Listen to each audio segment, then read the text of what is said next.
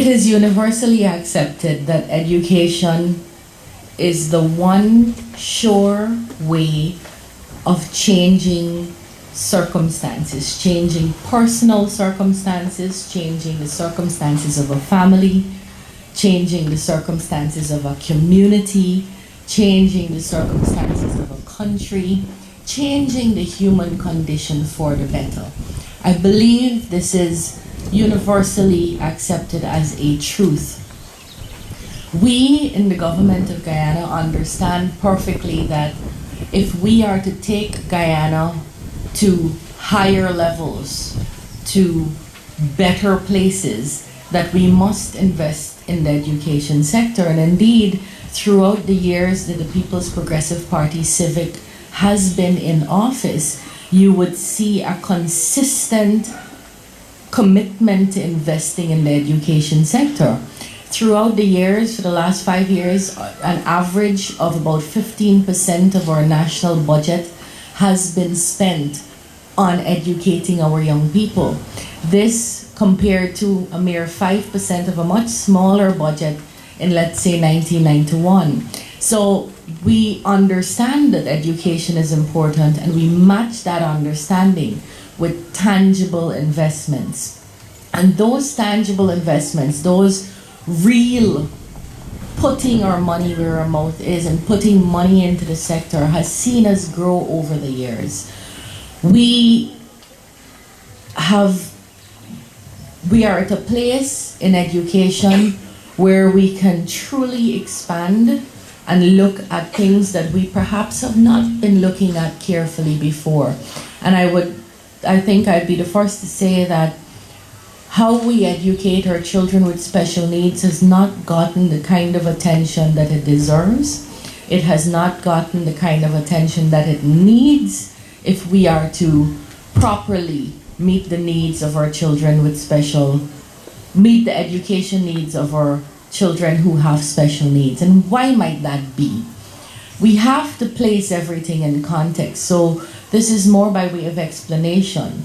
When the People's Progressive Party Civic took office, and I mean, the history is there, the records are there, these facts can be accessed on various websites and through various articles and reports that were independently written, not written by the government. Take, for example, the World Bank or other reports.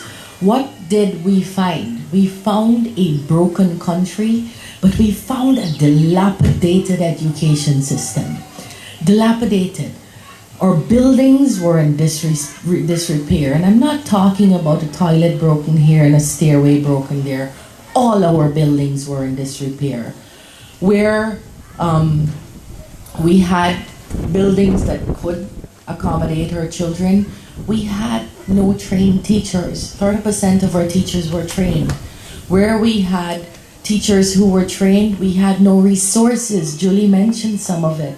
And we heard in the brief history how this has been a growth over the years. We had no exercise books, no textbooks, no plans, no policies. In fact, one of the first things that the World Bank said we needed to do in the sector was to immediately craft a strategic plan to see how we would go forward in the sector, how we would plan to achieve.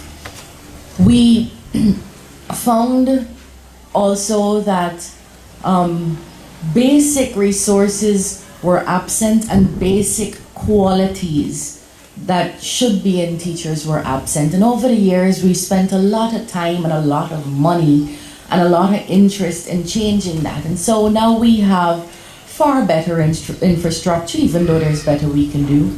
We don't have an exercise book shortage. In fact, over the last 2 years, exercise books would have been delivered even before the school term started. So kids are getting that in the first week of every school. We don't have, while we cannot provide every single textbook that is needed, we have more in our system than ever before, and we have been meeting basic needs to the point where now every single primary school student has the basic textbooks in their book bag to take home: math, English, social studies, science, and we hope to have readers in by this year. In the secondary school, from grades 7 to 9, we have the basic texts in every book bag again: maths, English, social studies, science, and some other books like Agri and Home Ec and NT Science and foreign languages. From grade 7 to 12, every single student has the relevant math and English text.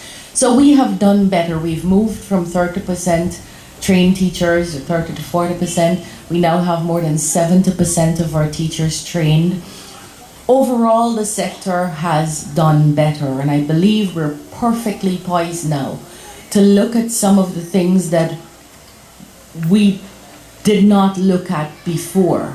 Perhaps because we were so busy trying to fix basic infrastructure and to cater for the majority, which is what I believe governments will have to admit to, that at the end of the day, the priority will be catering to mass numbers. And so it is my view that having gotten to a place where we have fixed in many regards much of what was broken, although we concede there is work to do and we promise to continue doing that work, we're at a place now where it would be a sin, it would be a dereliction of duty if we did not look at some of the areas that did not get the same attention. It is my view profoundly that we can be judged, any state, any nation can be judged based on how they look after their weakest populations. And certainly children with special education needs would fall into the category of weakest, because all children are weak simply because of their age, but surely the children who have special needs will be weaker than those who don't. And so we're perfectly poised at a place where it is now our duty to pay more attention to how we address the needs of special education in our country. And I'm very pleased to say that this is not a one-man show. While I am honored to be heading the Ministry of Education presently at this moment, we have the full support in the ministry of the PPP Civic as a party and the PPP Civic as a government. In fact, the People's Progressive Party in the run-up to the 2011 election presented a manifesto to the public where they said, here's what we plan to do for the next 5 years, please vote for us. And as you know, as history has recorded it, the majority of Guyanese voted for that party. And so we must stay true to the promises we made in that manifesto. But that manifesto also shows a will. Two young children who said today, where there's a will, there can be a way. And so let me state for you what is said in that manifesto to demonstrate the government's will to ensure the needs of children who have special needs are met in the education sector. The People's Progressive Party said that we intend to strengthen the special needs education system and ensure that those who are differently able are still empowered to achieve personal fulfillment and make a contribution to productive effort. Their status or will as a government to make sure we meet the needs of our children who have special requirements. In that manifesto has guided us in the government, and particularly us at the Ministry of Education. And in 2012, we embarked on a national consultation because the Constitution mandates that whatever we do as leaders, whatever we do as policymakers, we must hear from the people who it will most affect. And that is called consultative democracy. How do we know what we need to do? It would be quite arrogant of us to sit at a desk in the ministry at Brickdam and assume we know what are the needs and assume further that we know how we can meet those needs. Quite apart from that being arrogant, I think we would lose the benefit of your experience. And so we would not probably be meeting, we would most likely not be meeting all the needs if we don't hear from the people in the system. So what did we do? We went across the country and we heard from parents and students and teachers and other stakeholders, NGOs who were working in the field, NGOs who were working in the disabled community. We heard from everyone as far as we could. The consultations were public and they were widely advertised. Plus, we invited specifically persons we knew were in the area, in the various regions working in the area of special needs. And we heard from them, and we heard from them about what were the gaps, what were the things we have failed to do, and how we could fill those gaps, how we could use resources given that we know we don't have it all, how we could use resources to make sure we meet the needs of these children by filling the gaps. What was it that was needed? What would best serve our children, not only while they're in school, but when they get out of school? What would best serve them as adults? How could we best make them productive citizens who could look after their own families and their own lives and cater for their own livelihood? And we heard and we heard and we heard, and we actually compiled that into a report of what was needed and how we could meet those needs given the resources we have and given the resources we can tap into. And that report has informed what we will do for the next 5 years. So we're in the process right now. We're very close to publishing the ministry's sector plan, a 5-year strategic plan, where we will tell the nation and the world exactly what we will be doing in every sector: literacy, special education, early childhood, science education, tech voc education, you name it. We have in a plan what we will do for the next 5 years. And this year, for the first time, we want to reduce that strategic plan into a volume 2, where we will detail exactly what we're doing in year 1 and how we're going about it, year 2 and how we're going about it, how we're going to make sure the regions are fully involved in this. And so we're going to have really a plan of action, a work plan going forward, which should make it easier for everybody to follow. And in that work plan, in addition to seeing what you would have seen, especially the people in the community, in the disabled community, tangible efforts to honor the commitment to serve our disabled population better, such as the commissioning of the new Harold B. Davis Special School, more than $51 million spent to look after and provide for the needs of our disabled students. And later this year, in fact, we've already started the procurement. The David Rose School is going to get a bus, which they required. And in addition to making sure we have a department, or trying to make sure we have a department in ministry which focuses on this, other small things that have been done that you know about, we have put together a plan, some of which I will detail for you now.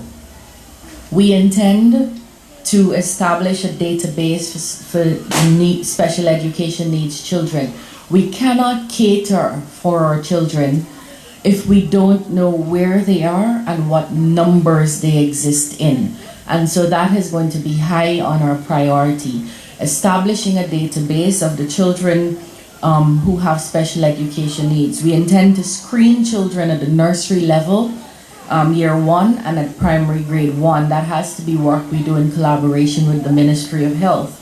And we intend also to conduct community-based child find surveys so that we could find the children who are not in school, again, so that we could know numbers and we could know locations so that we could meet the needs of our children. We intend also to increase access for SEND children with special education needs, to educational opportunities. How do we do that? We plan to publicize policy guidelines for SEND children accessing educational opportunities. We plan to improve the quality of education service delivered by special schools. We plan to fast-track urgent repairs and rehabilitation works to special needs schools. We plan to mainstream SEND children over a 5-year period. These are some of the things we will do to achieve an increased access to special education by the children who need it. We also intend to ensure that special education needs children have access to basic work and life skills, that we enhance their access to basic work and life skills. How do we plan to do that? We plan to develop alternative learning paths for SEND children to acquire basic work and life skills. We plan over the next 5 years, beginning from this year, to enhance special education needs teaching by improving learning skills, processes, and environments. What do we need? And I think this would probably be the hardest one for us to get, but I see some cheers, so I see the recognition that this is what is needed, but again, we got this from you. We plan to conduct a training needs analysis for SEND teachers, develop a plan for accessing specialist training, conduct ongoing professional development for teachers in mainstream programs and special schools, head teachers and teachers, set up a system for tracking teachers who've participated in continuous professional development, map out a career path for special education needs teachers.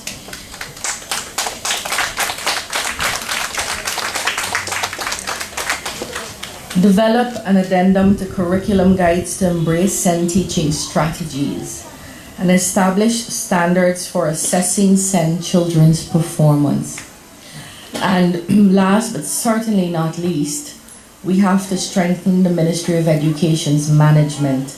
We have to review the management structure and refocus for improved responsiveness to SEND's education delivery. These are some of the things that we will be going forward over the next 5 years doing. They sounded concise and they sounded, it's really one page, but it's a whole lot of work. I am very pleased that today we're joined here, as usual, when we have Ministry of Education functions, by very senior officers in the Ministry of Education. We have no lesser person than the Deputy Chief Education Officer for Administration, Mrs. Donna Chapman. We have the DCEO for Development, Ms. Dudmati Singh. We have the Director of NSERD, Ms. Jennifer Cumberbatch. And we have officers going through the Assistant Chief Education Officer Primary, the Assistant Chief Education Officer for TechVoc, and a lot of other officers here that committed with us at the policy committee of the ministry to make sure special education needs takes priority on, as a topic, as a focus, takes priority in the ministry's developmental agenda. We know that we're not always going to get it right. In fact, in many areas, the world is still learning what needs to be done, how it needs to be done for us to be able to meet the needs of these special children who have disabilities that we are still learning about as a world. So we understand that we are on a learning curve, and we're probably going to be amending and refining as we go along. We are okay with that. What we can promise you this morning, what we promise you sincerely, is that this plan will be put into action, and within 5 years, year after year, you will see defined improvements, and that in 5 years from now, Guyana is going to be serving the needs of its special education, its special needs children far better in the education sector. We promise you that. I thank you and God bless. I think the whole thing is great, more than just good, and I think that I applaud what the minister is doing with her staff. I also think the strategic plan, the 5-year plan, is excellent. I just look forward to see it happening, and I know it's going to happen because what I know about the minister, she does what she says she will do. And so I want to congratulate her enthusiasm or ego or initiative or intelligence, and I just tell her continue doing what she's doing. I know she's doing a great job. I think the mere fact that they're looking after children who have these special needs, I think it's good because it used to put a really strain on the schools, the regular schools.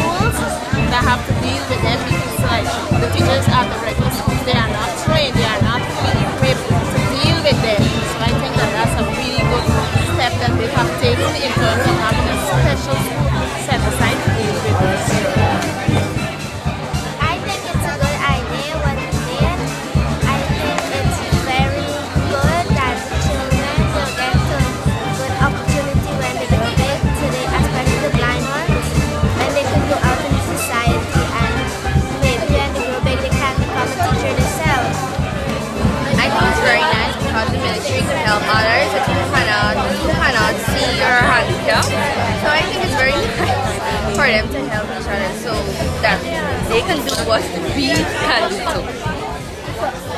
I think it's a good idea what the Ministry of Education is doing. She's trying to help some of the children who are not able to do stuff that we can. Well, this is a great gesture. I'm tremendously pleased that the Ministry of Education has sort of moved forward to assist these kids that sort of left behind because of these defects or deficiencies. As I said, I'm extremely pleased to be here, to be part of this opening historical event. So I think it's a great step forward to these kids. They have a great future. As long as they're being inclusive in this education system, it is a great step forward. And all you Guyanese, the country itself, the Ministry of Education, people itself, we have to build on this in order to move forward. And this is a stepping stone which is moving in the right direction to include these kids, not to have them left behind and to be abused in any form or any sense. One thing I'd like to say, I've heard a lot of speeches here today, and one thing I'd like the ministry to address, abuse of physically handicapped kids. It is a major problem around the world, and I'm not saying it's not a problem here, but I would like it to be addressed. I would like those issues to come to the forefront and to be addressed in the sense that it's not left behind, that it's not a silent killer for kids. They're not suffering quietly, and they're fearful of reporting it. So I'm hoping that these issues will be addressed even by the Ministry of Education, that abuse of handicapped kids does exist, it's prevalent in society, and it should be addressed. My name is Vivi, and I'm representing our son, who is a visually impaired child. He wrote CXC and had 6 subjects at CXC. He got a distinction in English language. He's presently pursuing CAME with 3 subjects. He's doing communication, sociology, and law. At this present moment of this video, he's doing communication. This student that they have established is good. I'm surprised of it. It's a new building. It's unique in its own way. I mean, it's a new building.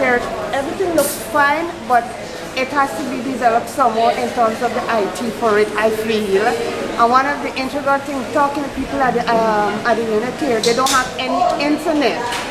If they can have that, that would go a far way to help them with this technology. In terms of Minister 5-year plan, oh gosh, I wish her best of luck, and if it comes through, it will be awesome for all of us.